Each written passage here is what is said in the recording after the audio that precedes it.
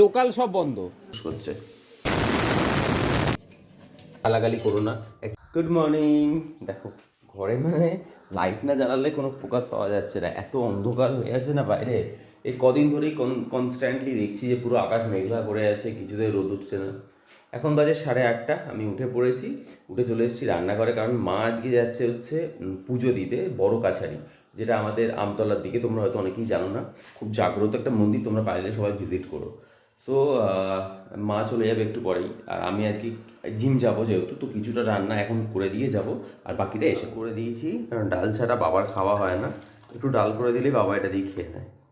তো ডালটা সেদ্ধ করে দিয়েছি, আর কালকের মাছ, তেলাপিয়া মাছ করেছিলাম, সেই তেলাপিয়া মাছের ঝাল রয়েছে, আর আজকে একটু আলু সেদ্ধ করে দিলেই বাবা খাবে। দেখো একটু স্মুদি বানিয়ে নিচ্ছি, কারণ একটু স্মুদি খেয়ে চলে যাব, কারণ আমি এখন প্রি ওয়ার্কআউট নিচ্ছি। আমি প্রি ওয়ার্কআউটটা খাওয়ার আগে না মানে আলাদা করে টাইম পাই না, তাই স্মুদির সাথে একসাথে পাঞ্চ করে খেয়ে চলে যাই।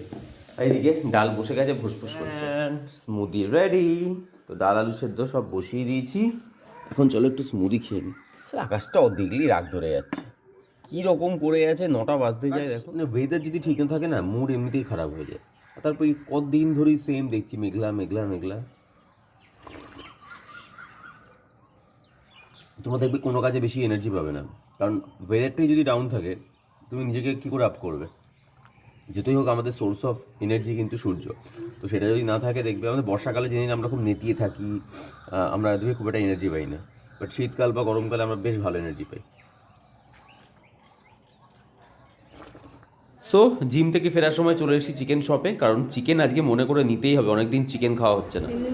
বারাইপুর সোনারপুর চলছে, কিন্তু চলছে না হচ্ছে বারাইপুর সোনারপুর বন্ধ, বারাইপুর সোনারপুর মানে লোকাল সব বন্ধ, শুধু নামখানা ডায়মন্ড চলছে। কি ভগবান জানে, তাও নামখানা ডায়মন্ড সব চলছে না বলছে। জিম থেকে তো এসে পড়লাম, এখনও জিমে জামা কাপড় ছাড়িনি।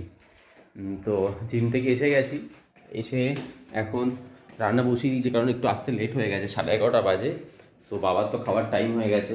সো ভাতটা আগে বসিয়ে দিয়েছি, দেখো এখানে ভাত বসিয়ে দিয়েছি, আর এইখানে কড়াইতেই শুকনো লঙ্কা ভেজে দেবো, পেঁয়াজ ভেজে দেবো, আলু ভাত একটু মেখে দেবো, কালকের মাছ আছে, সো গরম করে দেবো। বাবার ডান, বাবার অন্য কিছু দরকারি। দিদারও ট্যাংরা মাছে কাঁচকলা দিয়ে কালকে ঝোল করেছিলাম, সেটা রয়েছে।